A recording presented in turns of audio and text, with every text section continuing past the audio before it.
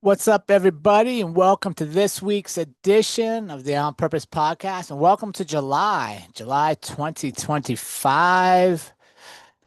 Full blown summer here in the Northern Hemisphere. By far, honestly, my favorite time of the year. If I could do summer every day, all year, maybe mix me in a week of fall, a week of winter, and a couple weeks of spring. I'd be pretty dang happy because I love summertime. I love long days, sunshine, hot temperatures, getting outside. It just makes life easier, in my view. But those of you that love winter, there's a place for you too. Just go inside and turn on that AC, cool yourself down a little bit. Trust me, it'll be, if you're up north, winter will be here back before you know it. But I want to thank all of you for being here. It's an awesome privilege and pleasure to show up with you each and every week. And this week, I want to talk about something that kind of hit me in our travels. I was out teaching a leadership class, and I was kind of struck by a conversation I had. But before I do that, I want to thank all of you who have gone over to Instagram and liked our page, who have been following us on YouTube and subscribing and sharing there. Without your support, quite honestly, it's just me talking to a camera and sharing my own thoughts. But with you, we're creating a movement around the world, and that is to inspire, uplift, maybe remind people of promises they've made to themselves or things that they want to do before it's too late in life, right? Get after it today. So I want to thank you for helping us spread the word. And those of you that are joining us and haven't done that, please take a minute before we get to the conversation. Go over, like, subscribe, share, comment. Something as simple as commenting on Instagram posts or LinkedIn or YouTube videos helps us reach more people. It helps the algorithms push our content out. And that's what we're after, is not to be the biggest podcast in the world, but I want to be the most impactful. I want to be the one that people go, man, on Thursdays, I know I'm going to have some thinking to do. I'm going to have some listening, some thinking, some reflecting. Maybe I'm going to have some conversations with other people. Maybe I'm going to open my mind to new ideas, things maybe I didn't think might be true, but now I'm intrigued. And without you guys, we can't do it. So I want to thank you for those of you who have done it, and those that haven't. Please take a moment and hop over and get that done.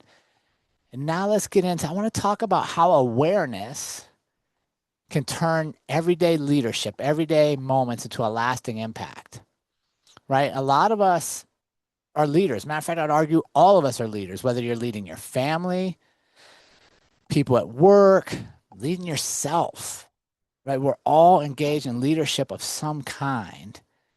And too many times leadership is quantified and qualified by the end result, the metric of whatever we're measuring. Did we achieve or did we come up short of the thing? And a lot like life, if we focus our day to day on what we're trying to get, we can miss all the small moments that happen around us that are actually making up the story of their life. So, backstory, I was recently teaching a class, and um, leadership, two different levels. And in the second group, we've really been working on their mindset and really trying to retrain them to quit looking for everything that's going wrong and recognize the good stuff around them, right? Too many employees only hear from their bosses, only interact with people when they made a mistake, when something didn't work out. But all the other 90% of the time they're doing a really good job, they don't hear much about it. Or they do through an annual awards program or some employee recognition mass deal, but they're not specific to them. And what I've found in my studies and travels is that people want to know specifically how they're contributing. They want to know specifically that when I do my job, you recognize it and that you validate it and that I bring value to you as a human and to the company as an employee. So one of the ways I like to reach people is I have, just things to think about. And I finished that class with a quote. I wish there was a way to know you're in the good old days before you've actually left them. Right? For bonus points for all you listeners out there, shoot it in our comments. What TV show is that quote from? I'm not a big pop culture guy, but I love that one. So again, the quote is, I wish there was a way to know you're in the good old days before you've actually left them. Right? So I proposed that question to the class. And one of the guys in his late 30s just looked at me and kind of shook his head. I was like, what are you thinking?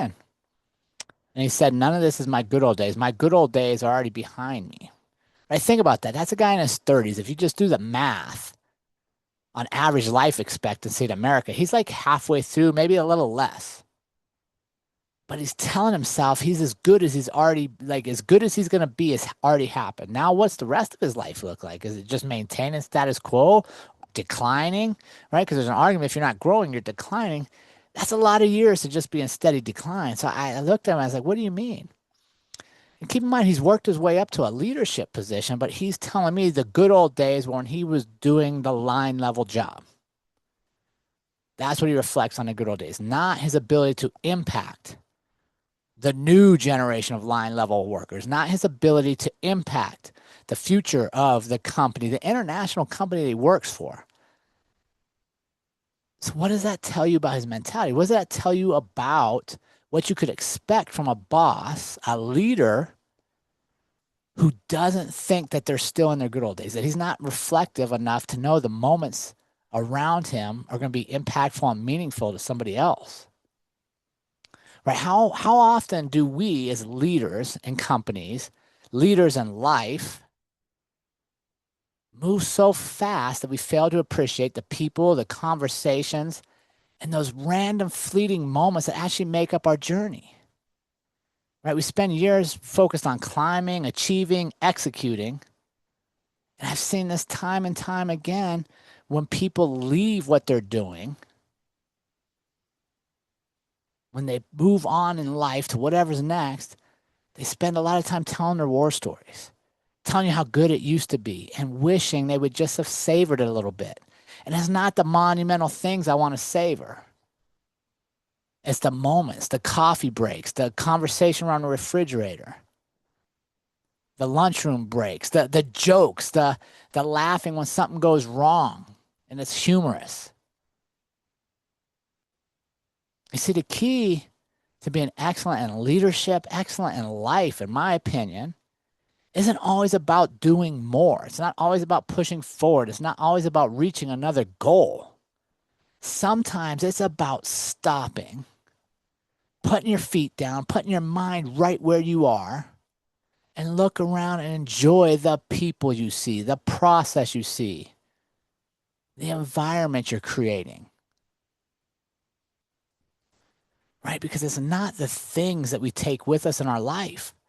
Denzel Washington talks about that. He has a quote, right? That you've never seen a Hertz pulling a U-Haul to a funeral.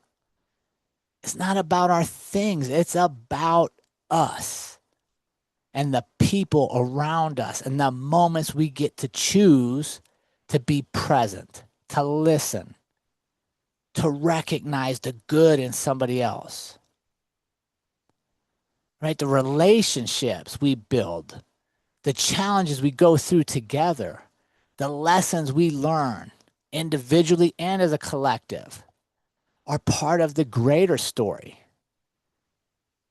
And the ironic thing about human nature is a lot of times we won't know it while we're in it. You won't know that's a good old day, that's a moment that's going to stick with you the rest of your life until you're through it. And now you have perspective and time to reflect backwards. So if we think about that for a minute, right? Like maybe today's my good old day. Maybe it's not, but maybe it is. But I guarantee you this, it's the last best day you have right now, right? Today is the best today I can ever have. It's going to be better than yesterday, and it's not quite tomorrow. It's the best today. If I think that today is the best day, and I think this conversation I get to have with you is going to be the best conversation. And this interaction I'm going to have over here is going to be something I'm going to remember the rest of my life. What energy would I bring? What skills would I bring? Would I listen? Would I ask questions that allow you to go deeper? Would I probe more of what you know and spend less time defending on what I think? See, the challenge for us, I think, is really simple. Be present. Stop being on your phone. Stop multitasking. Be present. Recognize the human in front of you. Recognize the moment right now. Engage with the people around you, not just as coworkers and colleagues and employees and subordinates, but as people whose life stories are intertwining with yours. And as they write their life story, what character are you going to be in it? Are you going to be that forgettable person that they don't remember because you didn't invest in them? You didn't take time for them? Or are you going to be the person that's the subject of conversation at the dinner table every night because you created such a poor environment for them as employees that they go home and just vent to their family? Or will you be that boss, that coworker, that friend, that random stranger they met and they didn't even know your name, but they'll remember you forever because of how you made them feel? I don't think it's that complicated. I don't think life is this big mystery that we're always scrambling to solve. No, a lot of times it's about just stopping and letting your mind, your heart, your ears be right where your feet are.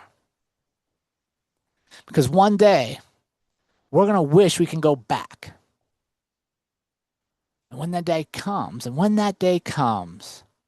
let's make sure we've lived fully enough to appreciate the moments we have right now.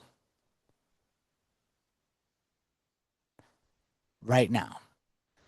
So my challenge to you this week, as we kick off July, we enjoy summer, is don't go through your family barbecues wishing you were somewhere else. Don't go through the pool day just hoping the lifeguard's going to blow the whistle so you can get the kids out of the pool and run them home. Remember, whatever you're doing today is a moment in your life. And if we flagged all our moments and said, hey, Jared, you're going to remember this one, you won't remember that, but you'll remember this and this and this, what would I do differently? And because I don't know that game, I don't know how it's going to work out, I can increase the odds of creating meaningful moments for me and those around me by slowing my life down, slowing my days down, and being present where I stand. Be present. Recognize your moments. Engage with people as people. Remember, you are a character in their life story as much as they are in yours. And just remember, you might end up wishing you knew you were in the good old days before they're actually gone. Right? Have an awesome week, everybody. Like, subscribe, share, and continue living life on purpose. Have a great week.